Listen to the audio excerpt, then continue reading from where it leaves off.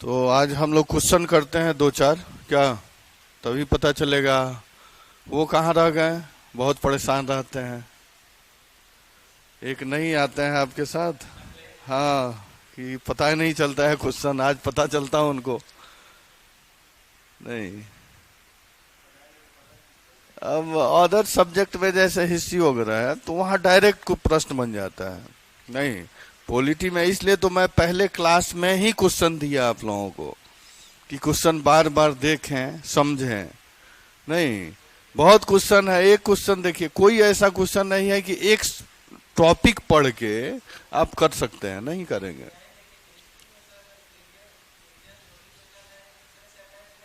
हाँ, तो वही मैं कह रहा हूँ, इसलिए मैं दिया पहले कि बार बार उसको देखें, देखने से पता चलेगा कि हाँ इसका वेरिएशन कितना है, कितना वर्ड एरिया है। तो आप एक प्रश्न, एक टॉपिक से एक प्रश्न नहीं कर सकते हैं जब तक पूरा नॉलेज ना हो, पूरा आइडिया ना हो। समझ गए ना? 63वीं के पहले तो और ट्रेंड चेंज हो गया है, 63वीं के बाद कुछ सीधा सीधा है। 63वीं जब भी बीपीएससी हुआ है, 63वीं से लेकर के अभी तक का कोई ऐसा प्रश्न नहीं है कि आप बिना, कम से कम एक दो प्रश्न ऐसा है कि आधा पॉलिटी पढ़ेंगे तभी कवर होगा। समझ गए ना? आप उद्देशिका से है, प्रस्ताव मूल अधिकार से है, तो देखिएगा कि उसमें जब तक आप और सब प्रावधान नहीं डालेंगे तो उसका पूरा लेंथ पूरा नहीं होगा। समझ गए ना? तो घबराना नहीं है, कम से कम कुछ 60-50%, 60-70% निकलेगा। तब जब हम डिस्कस करेंगे तो वो ज़्यादा बेनिफिट होगा, क्योंकि आप पहले से कुछ कुछ टॉपिक है, कुछ प्रावधान है, सब आप समझे रहेंगे, देखे रहेंगे, जाने रहेंगे, तभी उसका यूज होगा वहाँ पे। नहीं, फिर भी जितना पढ़े हैं उसके अकॉर्डिंग हम लोग क्वेश्चन आज देखते हैं कि कुछ आइडिया लगे कि कैसे हम डालेंगे। समझ गए ना? और उसके बाद डायरेक्ट प्रश्न तो बनते ही हैं, फिर डायरेक्ट वाले करेंगे। ठीक है, चलिए बढ़े आगे। है क्वेश्चन मेंस का करेंगे, पूछना नहीं है, करके देखेंगे। समझ गए ना? उसको आप लोग, मैं फॉर्मेटिंग कर रहा हूँ मैक्सिमम। आप बता दूंगा कि कहाँ कहाँ से मैटर उठा के डाल देना है। समझे? क्वेश्चन का मैं लगभग उसमें 80% मैं दे दूंगा कंटेंट, और 80% में 20% मिला के आपको सम अप करना है, जिससे पता चलेगा, मुझे भी पता चलेगा कि आप कितना समझे हैं। समझ गए ना? इसके बाद फिर हम यहाँ डिस्कस करेंगे क्लास में। क्या? पीटी का? पीटी का मेरे से मांग रहे हैं? हाँ? अच्छा, पॉलिटी का।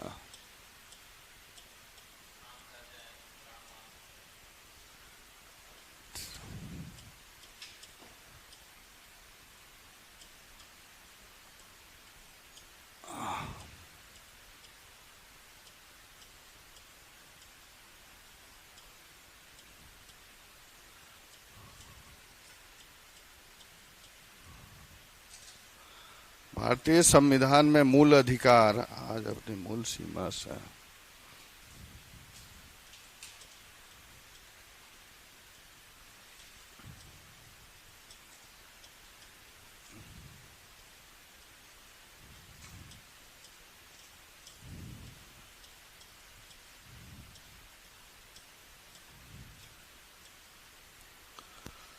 आज अपनी मूल सीमा से अधिक विस्तृत हो चुकी है।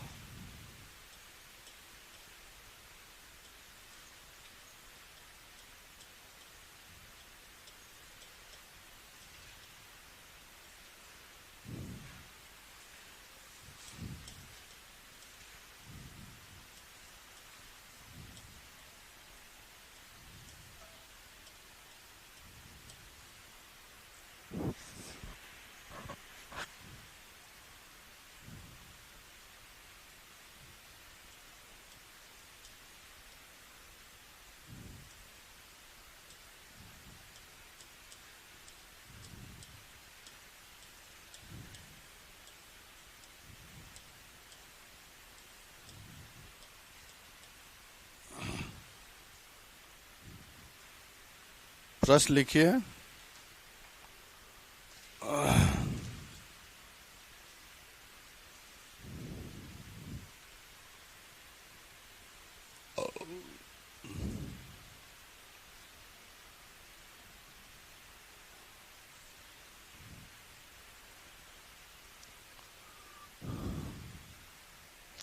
मूल अधिकार का समझ हो गया है ना कुछ हद तक?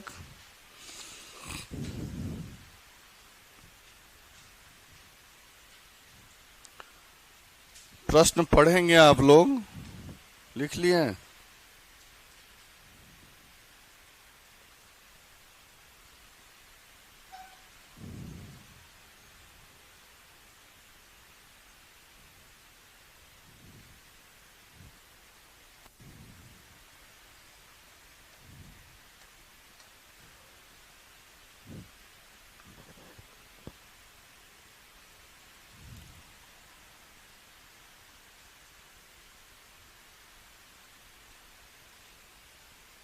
ठीक है जी।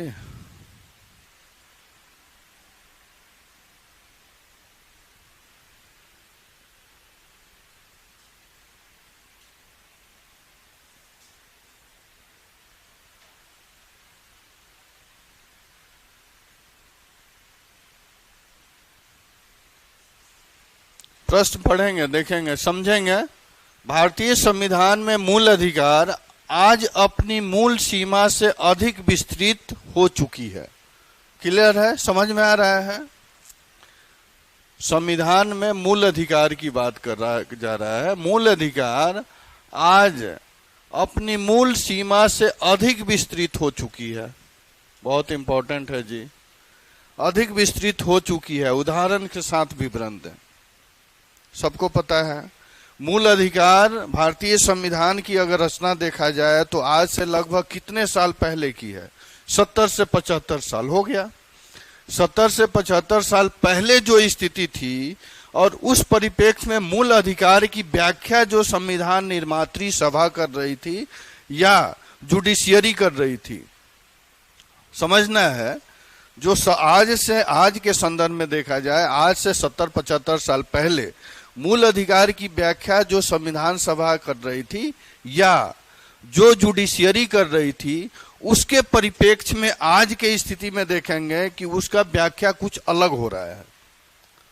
नहीं, अलग इसलिए हो रहा है कि पब्लिक उस समय के अपेक्षा आज के समय में पब्लिक काफी अवेयर है अपने अधिकारों के प्रति। आप अपने बचपन को याद कीजिए कि गांव में एक पुलिस गुजर जाता था, एसआई गुजरता था तो सभी घर में छुप जाते थे। नहीं, और आज एसएसपी और डीएसपी से आंख में आंख मिलाकर के बात करते हैं। क्यों करते हैं? कि आप में आपके अधिकारों का पता चल गया है कि मेरा अधिकार क्या है और आप अवेयर हो गए हैं अपने अधिकारों के प्रति। उस समय उतनी अवेयरनेस नहीं थी, समझ गए ना? तो देखेंगे मीडिया भी एक्टिव हुई है, आप में अवेयरनेस भी आ गया है। सोशल जो आप देखेंगे सिविल सोसाइटी, बहुत सारे एनजीओज हैं जो उस तरह की कार्य कर रहे हैं। इस वजह से देखेंगे कि मूल अधिकार का जो समय सीमा जो 70-75 साल पहले था वो अभी के संदर्भ में काफी विस्तृत हो गया है और व्याख्याएं भी उस तरह से की जा रही है। नहीं, जैसे हम लोग देखेंगे कि आर्टिकल 21, आर्टिकल 19 कितना विस्तृत व्याख्या अभी हो रहा है। नहीं, आर्टिकल 21 में देखेंगे, 19 में देखेंगे, 20 में देखेंगे कि आप माने जीवन के अधिकार, 21 की बात अगर की जाए तो उसमें सारे इतने अधिकार शामिल हैं कि आप सोच नहीं सकते हैं। नहीं, और वो इसलिए उसकी व्याख्या हो रही है कि मानव गरिमा स्थापित करने की बात हो रही है और मानव गरिमा के साथ साथ मानव कौशल विकास की बात की जा रही है। जब तक मानव की गरिमा स्थापित नहीं होगी, मानव का कौशल विकास नहीं होगा, तब तक एक राष्ट्र का निर्माण नहीं होगा, राष्ट्र विकसित नहीं होगा। और राष्ट्र जो हम लोग ग्लोबलाइजेशन के तरफ भाग रहे हैं वहां हम लोग नहीं पहुंच पाएंगे। तो इसके लिए सबसे पहली प्राथमिकता है कि मानव के अस्तित्व की पहचान और उस अस्तित्व का विकास करना। समझ गए ना? इसलिए देखेंगे उसमें स्वास्थ्य का अधिकार है, स्वास्थ्य में पर्यावरण, जैसे प्राण और दैहिक स्वतंत्रता। नहीं, प्राण से बहुत सारे अधिकार जुड़ जाते हैं। प्राण से ही फूड का राइट टू फूड है, राइट टू लाइफ है, राइट टू पर्यावरण, पर्यावरण का अधिकार है। नहीं, काम करने का अधिकार है। समझ गए? आप अगर आप यहाँ पे जन्म लिए हैं तो आपको ये स्वतः अधिकार है कि आप अपने इच्छा से जो काम करना चाहें कर सकते हैं। ना उस पे राज्य का दबाव होगा, ना किसी का दबाव होगा। नहीं, तो ये क्या हो गया, समय का डिमांड है, परिस्थिति का डिमांड है कि उस तरह की व्याख्याएं मूल अधिकार की जा रही है। तो यही प्रश्न पूछा जा रहा है कि जो 70-75 साल पहले अवधारणा आई, उसके बनिस्पत आज के संदर्भ में कैसे विकास हो गया, विस्तृत हो गया है। नहीं, तो इसमें दो फैक्टर है, आपको पहले चर्चा करना होगा, कहाँ गया जी, आपको इसमें पहले चर्चा करना होगा कि मूल अधिकार का महत्व, नहीं, महत्व की चर्चा पहले करेंगे स्टार्टिंग में, महत्व के बाद उसकी आवश्यकता क्यों पड़ी। पता है आपको, 13 आर्टिकल हम लोग 12 पढ़े हैं, 13 पढ़े हैं, 14 पढ़े हैं, समता का अधिकार याद पड़ रहा है? नहीं, नींद पूरी नहीं हुई है आपकी? रात में जागरण ज्यादा हो रहा है, आंख लग रहा है आपका एकदम चढ़ा हुआ है, तो बंद कीजिए, बंद कर लीजिए, साइड में चलाइए, लग रहा हो, नहीं तो पानी वानी मार के आइए। हाँ हाँ, तो थोड़ा कोशिश करना है, क्योंकि इसमें देखिए पूरा एक्सरसाइज होगा इस प्रश्न में, समझ गए ना।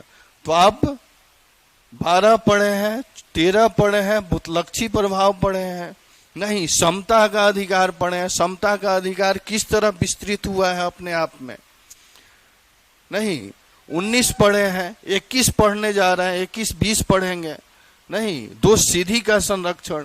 आपको इसलिए ये सब अधिकारों की व्याख्या हो रही है, विस्तृत व्याख्या हो रही है कि इसमें मानव को स्थापित करने की बात हो रही है। जब तक मानव को पूर्ण रूप से स्वतंत्र नहीं किया जाएगा, मानव को वो सारे अधिकार नहीं दिए जाएंगे, तब तक देश का, राष्ट्र का विकास नहीं हो सकता है, समझ गए ना। और मेन मोटिव क्या है अभी के संदर्भ में, राज्य का विकास करना, राष्ट्र का विकास करना, समाज का विकास करना।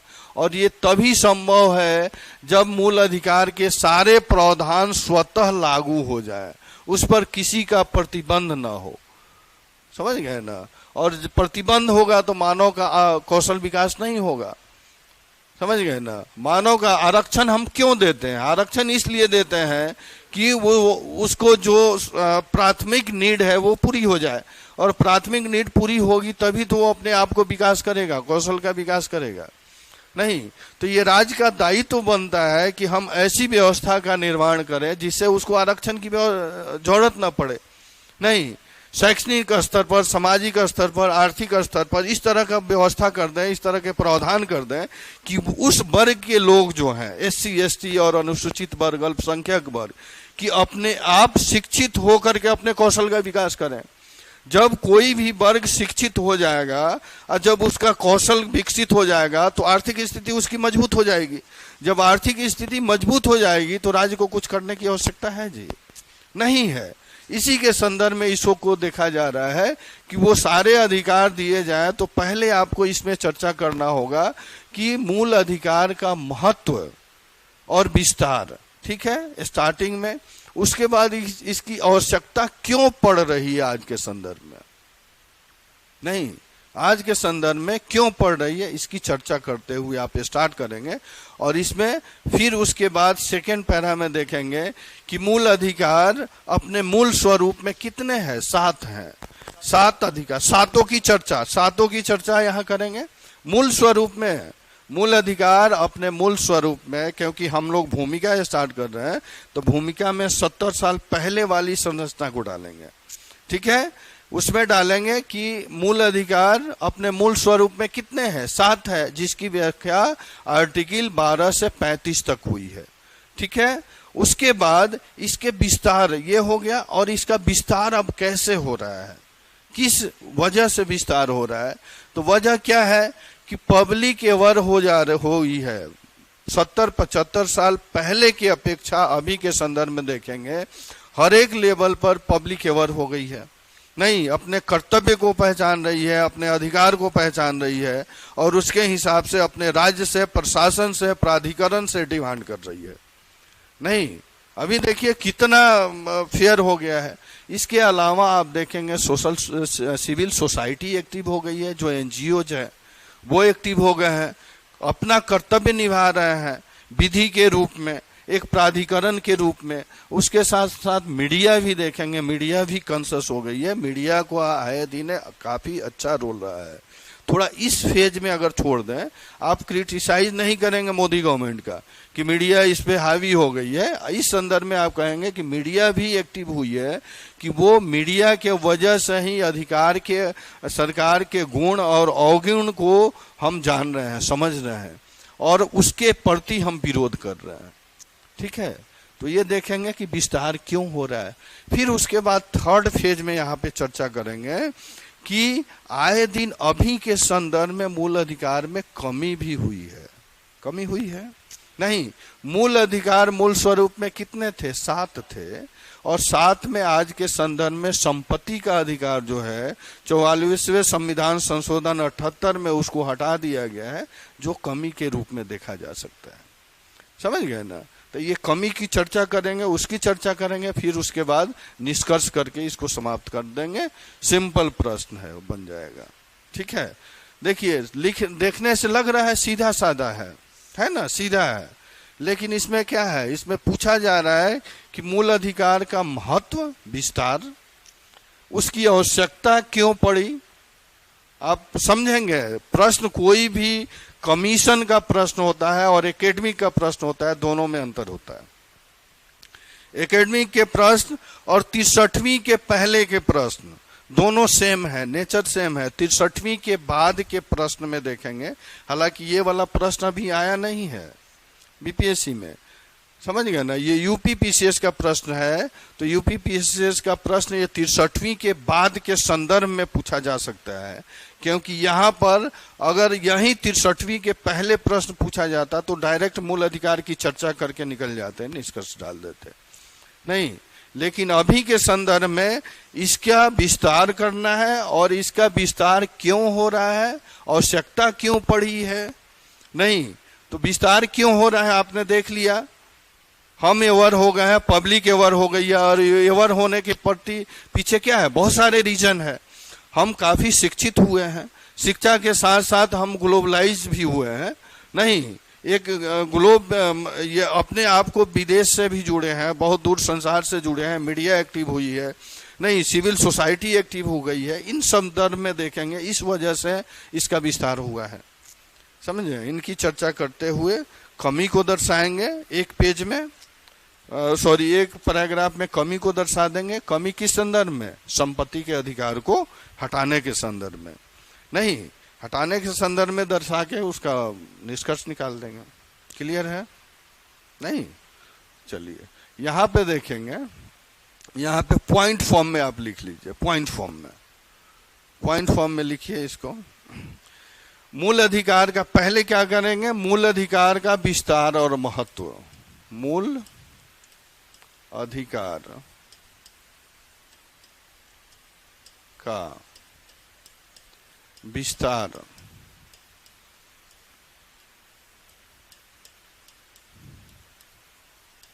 महत्व। ठीक है, मूल अधिकार का विस्तार और महत्व की चर्चा करेंगे। ठीक है, इसके बाद इसी में मूल अधिकार की आवश्यकता,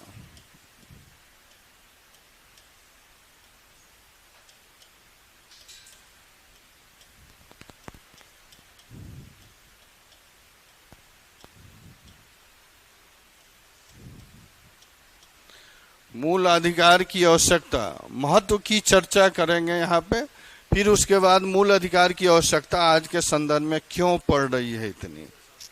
ठीक है, इसकी चर्चा करते निकलेंगे। फिर आप देखेंगे कि मूल अधिकार का विस्तार हुआ है आज के संदर्भ में। नहीं, आज के संदर्भ में विस्तार हुआ है, क्योंकि आप देखेंगे जब इसकी रचना हुई संविधान की, उस समय मूल अधिकार का विस्तार उतना नहीं था। नहीं, उसके अपेक्षा अभी के पृष्ठभूमि में जो समय चल रहा है, तत्कालीन परिस्थिति में इसका काफी हद तक विस्तार हुआ है।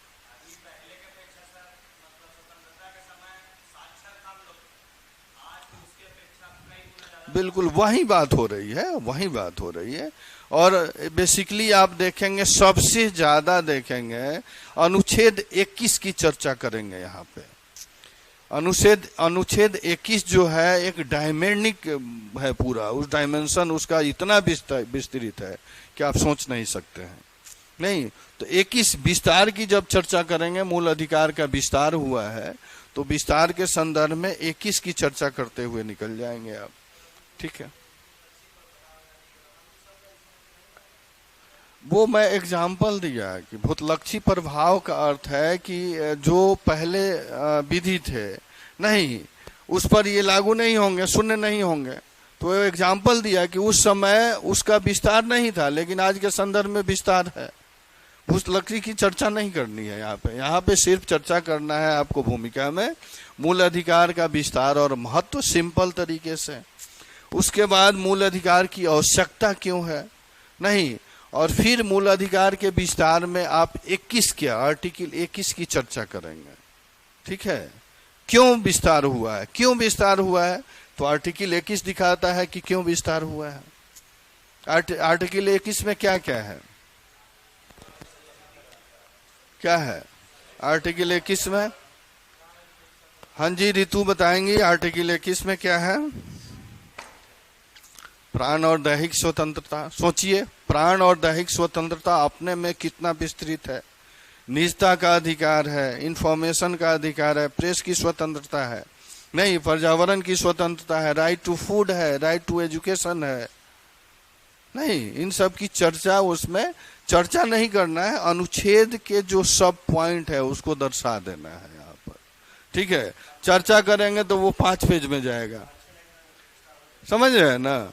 आर्टिकल 21 जो है अपने आप में विस्तृत है, तो आर्टिकल 21 लिख देंगे और उसमें लिख देंगे कि इसमें निजता का अधिकार है नहीं, भोजन का अधिकार है, पर्यावरण का अधिकार है, स्वास्थ्य का अधिकार है, काम का अधिकार है, सब उसमें समित है। अगर हम लोग व्याख्या कर रहे, पिछले क्लास में किए थे प्राण का, दैहिक स्वतंत्रता का, फिर आज करेंगे नहीं, तो ये सब राइट टू इंफॉर्मेशन है, आप सूचना लेने का अधिकार है आपको, सब 21 में सन्निहित है। ठीक है, तो 21 की चर्चा करते हुए निकल जाएंगे 3rd पेज में। ठीक है जी, चलिए मूल अधिकार का विस्तार कैसे हुआ है, तीसरा में करेंगे कि मूल अधिकार का, तीसरे पैराग्राफ में मूल अधिकार का विस्तार कैसे, विस्तार कैसे, और कैसे का ये प्रश्न हो गया। मूल अधिकार का विस्तार कैसे आपको दिखाना है नहीं, तो कैसे में क्या लिखेंगे, अनुच्छेद 21 की चर्चा, समझ गए ना, अनुच्छेद 21 की चर्चा, क्योंकि अनुच्छेद 21 जो है अपने आप में विस्तृत है और एक ये गतिशील अनुच्छेद कह सकते हैं इसको नहीं। गतिशील अनुच्छेद का अर्थ है कि जब जब जरूरत पड़ेगा जो आप सोच सकते हैं सब इसमें मिलेगा आपको।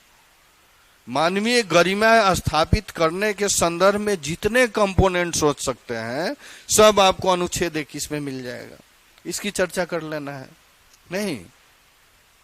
क्लियर हो रहा है ना। तो 21 की चर्चा में क्या करेंगे, इसमें निजता का अधिकार, आप लोग कोट कर लें,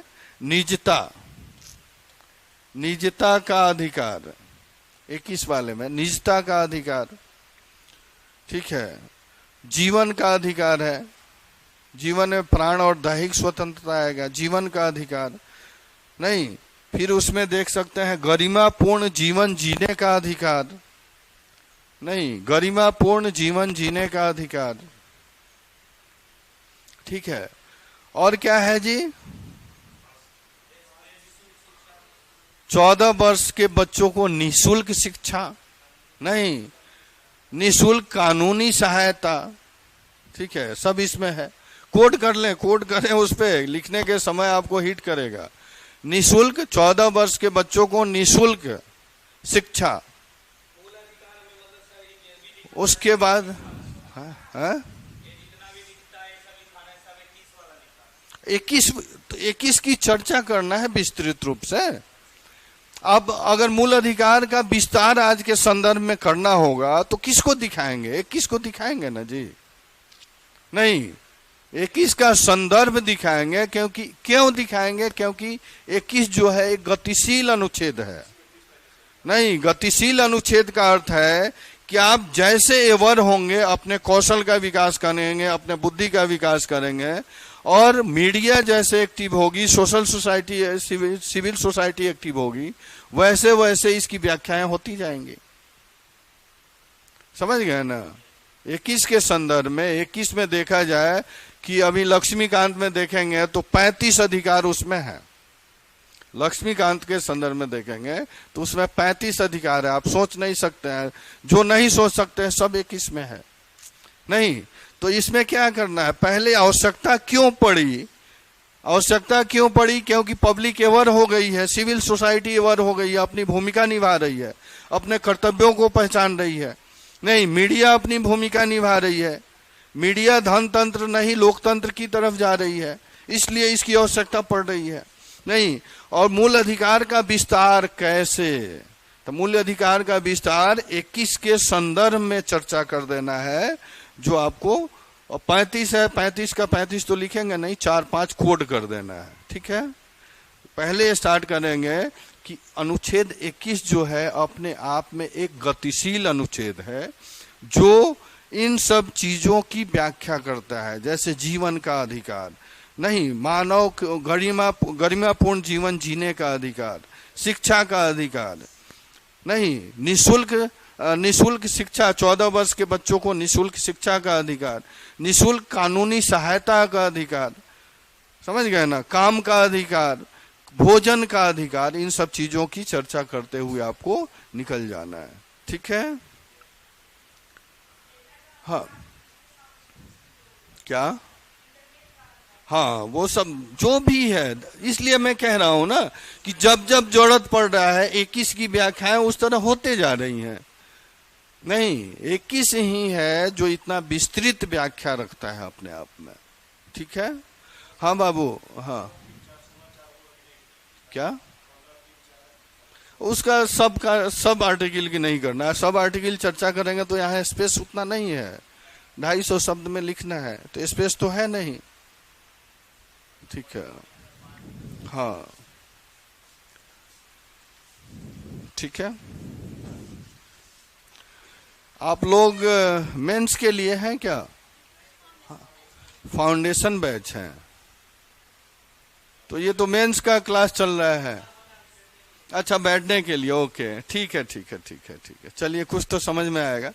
तो बैठ गए हैं तो फटाफट ये प्रश्न लिख लीजिए मेंस का, पॉलिटी मेंस का है, प्रश्न लिखिए, इसी को मैं डिस्कस कर रहा हूं, फटाफट लिखिए।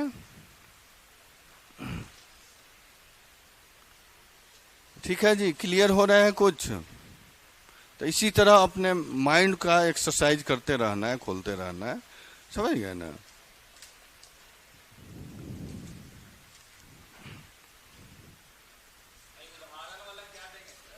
आ रहे हैं उसी पे आ रहे हैं, घबराइए मत, अभी तो आप यहाँ, हम लोग, मैं यहाँ हूँ, आप यहाँ आ गए तो आने दीजिए। नहीं, अभी नहीं समझ में आया। हाँ है, नहीं अभी लिखना नहीं है, आप इस पॉइंट को लिखें और इस पॉइंट के हिसाब से आप घर से करके आएंगे, समझ गए ना? अभी लिखना नहीं है, आप कोड में कर रहा हूँ, पूरा फॉर्मेटिंग दे रहा हूँ, इसको आप पूरा करेंगे घर पे और ले करके आएंगे, उसको चेक किया जाएगा। 2-3 क्वेश्चन मैं आज करा दूंगा, ठीक है ना? और वो फाइनल हो जाएगा तो आप फाइल में लगा देंगे, फिर उस पर काम करने की जरूरत नहीं होगी। क्या आप दोनों संदर्भ में लिख सकते हैं, पॉइंट फॉर्म में भी लिख सकते हैं या पैराग्राफ में भी लिख सकते हैं। ठीक है, जहां जरूरत हो तो पॉइंट फॉर्म में लिखते हैं और फिर पैराग्राफ में लिखते हैं।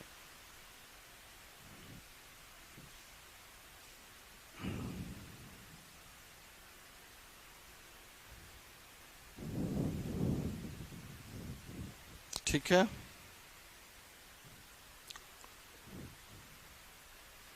हो गया बाबू, लिख लिया आप लोग? प्रश्न है, प्रश्न पढ़िएगा। भारतीय संविधान में मूल अधिकार आज अपनी मूल सीमा से अधिक विस्तृत हो चुकी है। नहीं, इसकी हम लोग चर्चा कर रहे हैं, विस्तृत हो चुकी है, उदाहरण के साथ विवरण दें।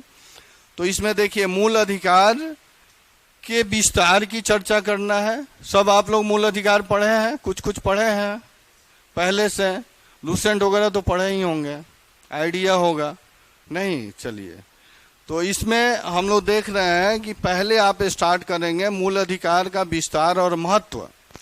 नहीं तो विस्तार इस संदर्भ में कि जब संविधान की रचना हुई उस समय मूल अधिकार का प्रावधान लाया गया।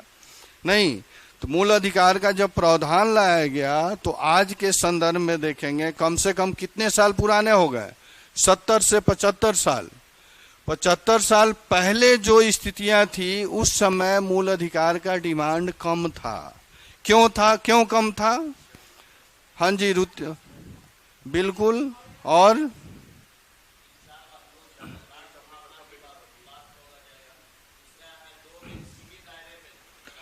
सोचना है कि आज के संदर्भ में और 70 साल पहले के संदर्भ में क्या स्थितियां नहीं होंगी।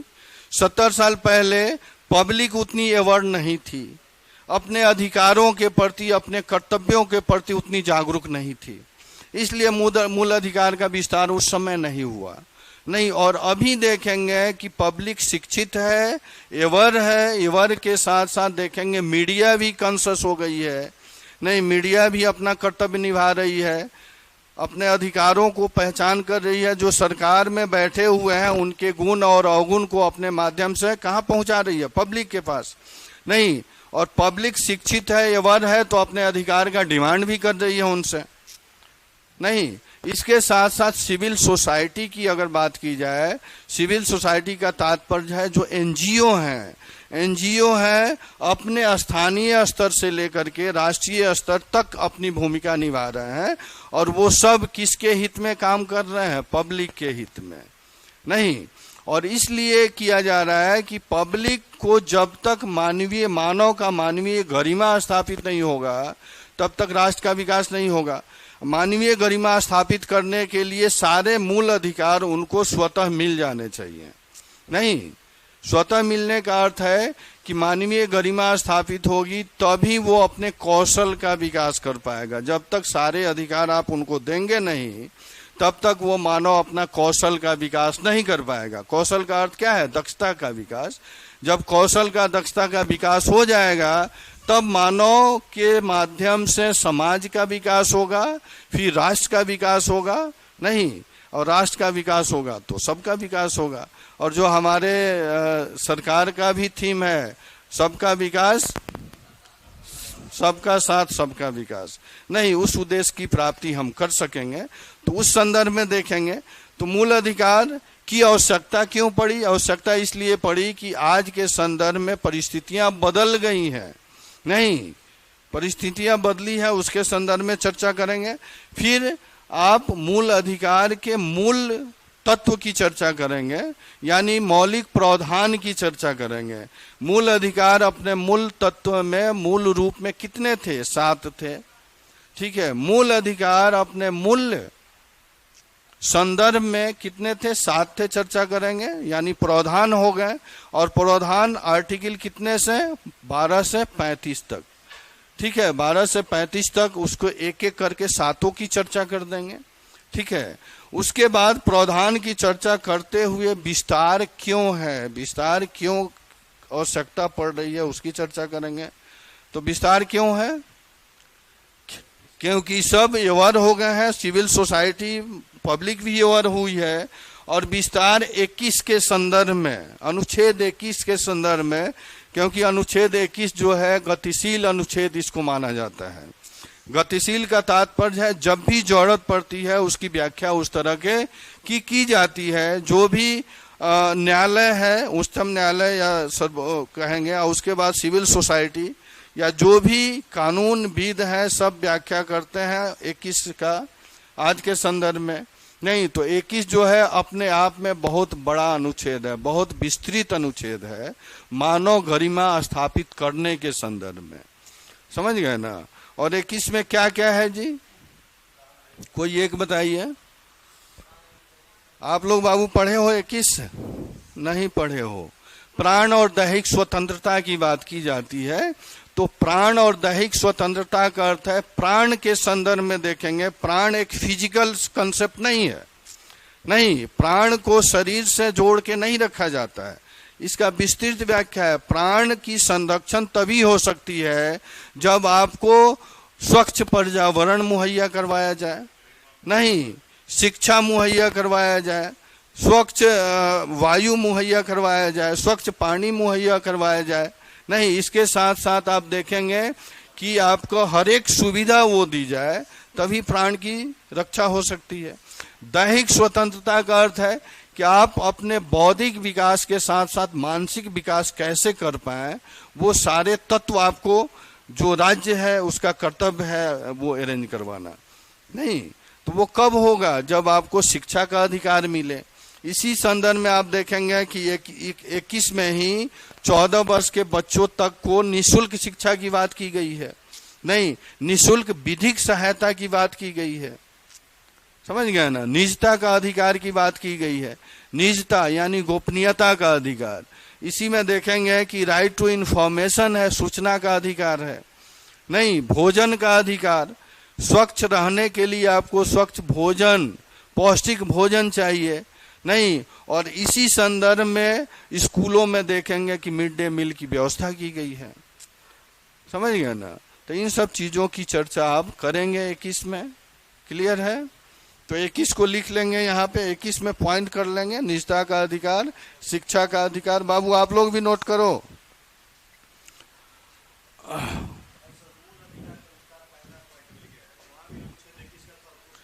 कहाँ पे, नहीं यहाँ पे फर्स्ट में भूमिका में नहीं डालना है, सेकंड पैरा में आप इसकी चर्चा करेंगे, सेकंड पैरा। हाँ, ये जो मूल अधिकार की आवश्यकता जो है ना, यहाँ पे मूल अधिकार के संवैधानिक प्रावधान सेकंड पैरा में क्या करेंगे आप, मूल अधिकार के सेकंड पैरा में आप देखेंगे मूल अधिकार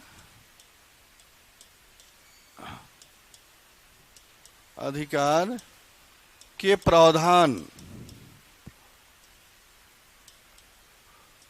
की चर्चा करनी है। नहीं तो मूल अधिकार के प्रावधान में यानी मूल अधिकार अपने मूल स्वरूप में, नहीं यहाँ पे लिखेंगे मूल अधिकार अपने मूल स्वरूप में, अपने मूल स्वरूप में कितनी थी, कितना है मूल अधिकार अपने मूल स्वरूप में, 7, नहीं अभी 6 हो गए हैं, लेकिन यहाँ मूल स्वरूप में 7 है। तो 7 की चर्चा यहाँ कर देंगे, ठीक है। 7 की आप क्या करेंगे, चर्चा करेंगे यहाँ पर मूल स्वरूप में। उसके बाद आप देखेंगे, हाँ बस आर्टिकल जैसे मान लीजिए कि स्वतंत्रता का अधिकार, नहीं समानता का अधिकार, धार्मिक स्वतंत्रता, ये सब पूरा एक एक का नहीं करना है, एक एक का नहीं करना है।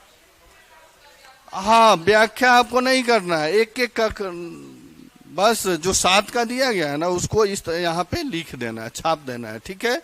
और इसके बाद आप इसका 21 का नहीं, अब इसके बाद दिखाएंगे कि विस्तार क्यों, नहीं तो विस्तार अनुच्छेद 21 के संदर्भ में, अनुच्छेद 21 के संदर्भ में। और इसको ऐसे लिखेंगे कि आर्टिकल अनुच्छेद 21 जो है एक गतिशील अनुच्छेद है, नहीं गतिशील अनुच्छेद है, और इसमें प्राण और दैहिक स्वतंत्रता की बात की गई है। प्राण और दैहिक स्वतंत्रता के साथ साथ इसमें बहुत सारे प्रावधान दिए गए हैं, जैसे निजता का अधिकार, नहीं कोट करो बुआ, कोट करो यहाँ पे, निजता का अधिकार, उसके बाद निःशुल्क शिक्षा का अधिकार, 14 वर्ष के बच्चों को निःशुल्क शिक्षा का अधिकार, निःशुल्क कानूनिक सहायता का अधिकार, नहीं गरिमापूर्ण जीवन जीने का अधिकार। गरिमापूर्ण जरूर चर्चा करेंगे। गरिमापूर्ण जीवन जीने का अधिकार का अर्थ क्या है, कुछ समझ रहे हो बाबू? गरिमापूर्ण जीवन जीने का अधिकार क्या है, हाँ आप बताएंगे? आपसे मैं पूछ रहा हूं, गरिमापूर्ण जीवन जीने का अधिकार का अर्थ क्या है? कि मानव को गर्व हो अपने जीवन पे, नहीं, हम कह सकते हैं कि हम मानव हैं, और मानव के साथ साथ महिलाएं भी। हमने समानता के अधिकार में चर्चा की है कि महिलाएं बहुत संदर्भ में यहाँ अपने आप को दुखी महसूस करती हैं। नहीं, क्यों महसूस करती हैं? कि ये पैट्रियोटिक सोसाइटी रहा है, पुरुष प्रधान समाज रहा है, और पुरुष प्रधान समाज अपने अपने आप को श्रेष्ठ समझा है महिलाओं को से। क्या हुआ बाबू? तो थोड़ा ध्यान दो।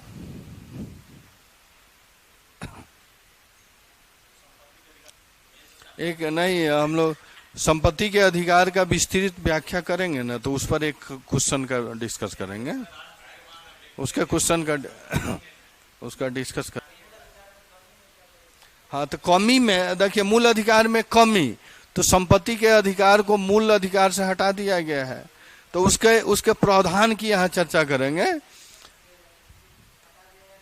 ये कमी हो गया ना।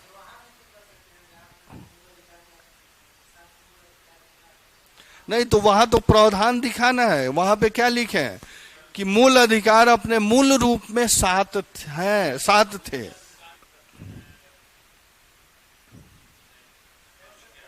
मूल अधिकार में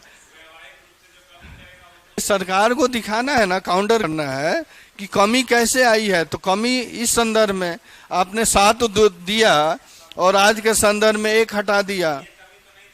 नहीं नहीं नहीं नहीं, वो नहीं देना है, वो नेगेटिव हो जाएगा। कभी नहीं है, संविधान विरोधी होगा, राज्य विरोधी होगा। आपका व्यू जो है, नहीं, प्रशासक के नजर से आपका आंसर राइटिंग होना चाहिए, तो आपको नेगेटिव नहीं लिखना है।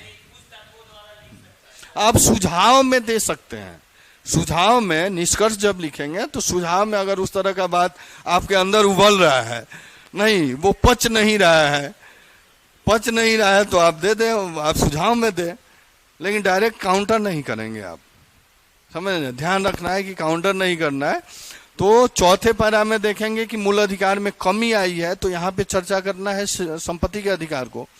कैसे चर्चा करेंगे कि 44वें संविधान संशोधन में, लिखिए यहाँ पे, लिख लीजिए चौथे में, और यहाँ पे लिखिए 44वें संविधान संशोधन 1978 में संपत्ति के अधिकार को मूल अधिकार के सूची से हटाया, मूल अधिकार के सूची से, और एक मूल अधिकार के सूची से हटाया गया, और एक सामान्य संवैधानिक अधिकार और एक सामान्य संवैधानिक अधिकार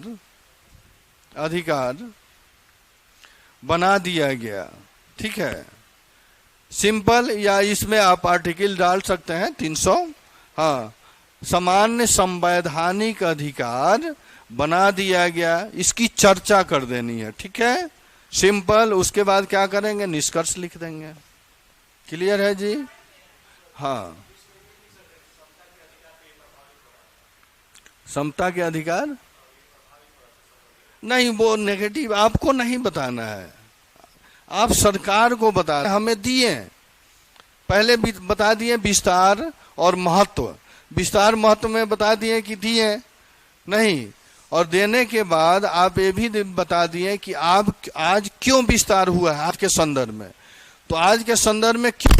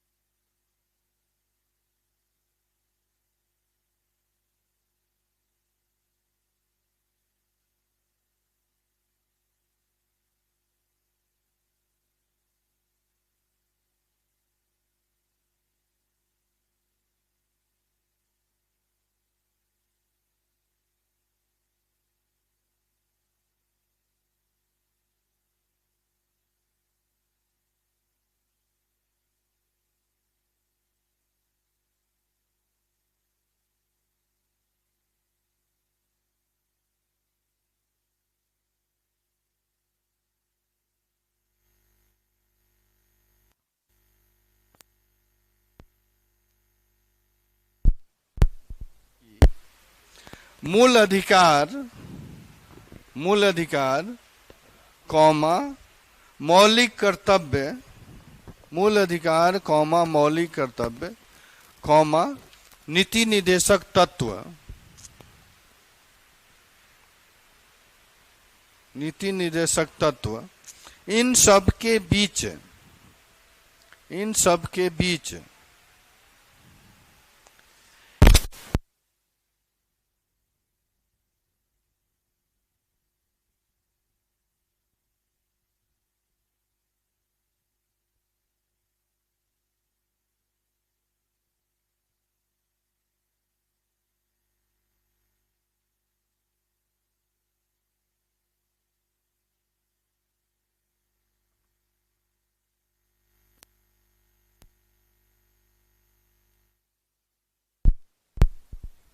तभी हम जो लोकतंत्र और लोक कल्याण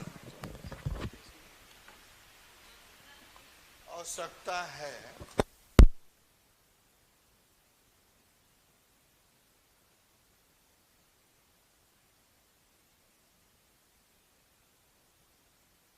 हाँ, नीति निर्देशक तत्व लिख लिया, निर्देशक तत्व, और इन सब के बीच एक संतुलन, एक तालमेल और संतुलन की आवश्यकता है। ठीक है, तभी हम, हाँ, तभी हम जो लोकतंत्र और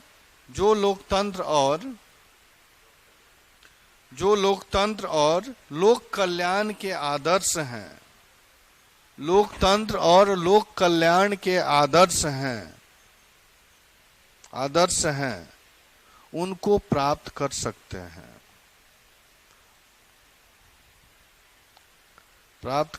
हैं तथा उनके उद्देश्यों की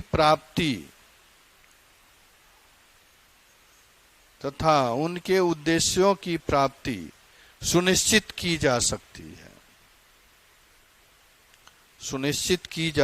है, उद्देश्यों की प्राप्ति सुनिश्चित की जा सकती है। हाँ जी, आप बताइए, आप गवर्नमेंट की बुराई कर रहे थे, तो बुराई नहीं करना है, निष्कर्ष में आप सुझाव दे देना है। हाँ, सही ठहरा देंगे तब वो तो खैर बहुत बड़ी चूक कही जाएगी, वैसा नहीं होना चाहिए। अरे वो तो पूरे बिहार का प्रतिनिधि है ना, और उनके ऊपर इस तरह की बात हो रही है, इसका अर्थ है कहीं ना कहीं फॉल्ट है। वो डायरेक्ट जा करके सर सॉरी। तो देखिए यहाँ पे आप निष्कर्ष वाले को पढ़ें, एक बार और पढ़ें निष्कर्ष को पढ़ें।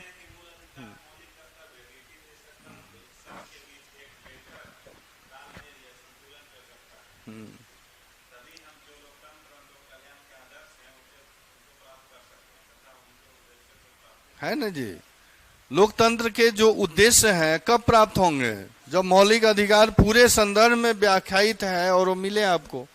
नहीं, मौलिक कर्तव्य है, नीति निर्देशक तत्व है राज्य के लिए। नहीं, राज्य को जो निर्देश देता है संविधान, उस निर्देश पे राज्य काम नहीं करती है। नहीं, आप कह दिए, कहने वाले को अपने मन का भड़ास उतार दिए, 2 लाइन में उतार दिए ना, लेकिन डायरेक्ट नहीं उतारे, तो आपको डायरेक्ट काउंटर नहीं करना है। हाँ, आप सुझाव दे रहे हैं और अपनी बात भी निष्कर्ष के रूप में दे दिए। जो हमारा उद्देश्य है संविधान का क्या है? लोकतंत्र की स्थापना करना। लोकतंत्र का स्थापना कब होगा? जब सारे मानवीय गरिमा स्थापित होगी, मानव सुरक्षित होगा, तभी तो लोकतंत्र की स्थापना हो जाएगी जी। मानव सुरक्षित ही नहीं है तो लोकतंत्र की कोई चिंता करेगा? नहीं करेगा। नहीं, तो आप इसमें सुझाव दे दिए कि आप इसमें जो मूल अधिकार दिए गए हैं, मौलिक कर्तव्य भी दिए गए हैं, और उसके अलावा नीति निर्देशक तत्व के माध्यम से जो राज्य को निर्देश दिए गए हैं, इन सब के बीच अगर तालमेल हो जाए, संतुलन हो जाए, तो हमारा जो उद्देश्य है संविधान का, लोकतंत्र का, वो पूरा हो जाएगा। नहीं, तो आप एग्जामिनर देखिए कम शब्द में अगर इसको व्याख्या करेंगे तो आप कितना 200 शब्द लिख सकते हैं। अपना मन का भड़ास निकालना हो तो 200 शब्द में जाएगा ना जी, लेकिन वो कितने 4-5 शब्द में हो गया नहीं। निष्कर्ष में तो दो चीज पे ध्यान रखना है कि आप देखिए जो भूमिका हो, भूमिका इफेक्टिव हो और निष्कर्ष इफेक्टिव हो। दो ही चीज एग्जामिनर ज्यादा फोकस करके पढ़ता है। भूमिका अच्छा लग गया तब आपका बॉडी पढ़ेगा नहीं, और बॉडी पढ़ लिया फिर निष्कर्ष अच्छा लग गया तो आपको पूरा नंबर दे देगा। समझ गया, नंबर में कटौती नहीं करेगा जहां निष्कर्ष अच्छा लग गया उसको। अब भूमिका से दिख गया कि हाँ क्या आगे चर्चा करने वाले हैं आप, इन सब चीजों की चर्चा कर देना है, ठीक है। बस उतना ही, उतना कम इफेक्टिव लग रहा है, बोलिए और लिखा दे उसमें। नहीं तो इफेक्टिव हो शब्द का आप चुने नहीं, थोड़ा व्याख्या करें, शब्द को चुने और उस तरह का संदर्भित डालें। संदर्भ डाल देंगे तो एग्जामिनर समझ जाएगा, समझा देना है उसी को, एक को समझाना है जी, ठीक है। तो इसको करेंगे। एक और प्रश्न हम लोग करेंगे अभी, और दोनों प्रश्न आप लोग अपने हिसाब से उसका भाषा दे करके सब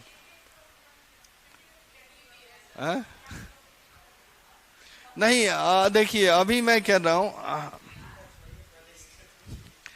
अच्छा ये बताइए, ये प्रश्न लिखेंगे तो मूल अधिकार से जितने प्रश्न प्री में आएंगे छूटेगा एक भी नहीं? आई पूरा हो गया है जो प्रीवियस ईयर है, नहीं प्रीवियस ईयर है उस तरह का प्रश्न अब नहीं बनने जा रहा है। जो आप सोच रहे हैं मूल अधिकार से प्रश्न उस तरह बनेगा नहीं बनेगा। हाँ तो अब पीटी पास कर गए हैं तो अब मेंस पास करने का सोचिए, ठीक है। चलिए तो इसको आप लोग पूरा करेंगे नहीं, और इसको पूरा करेंगे। और एक मैं अभी करा रहा हूं तो इसको आप समझेंगे पढ़ेंगे, लेकिन जब मैं आपको एक शिक्षा का अधिकार है जो हम लोग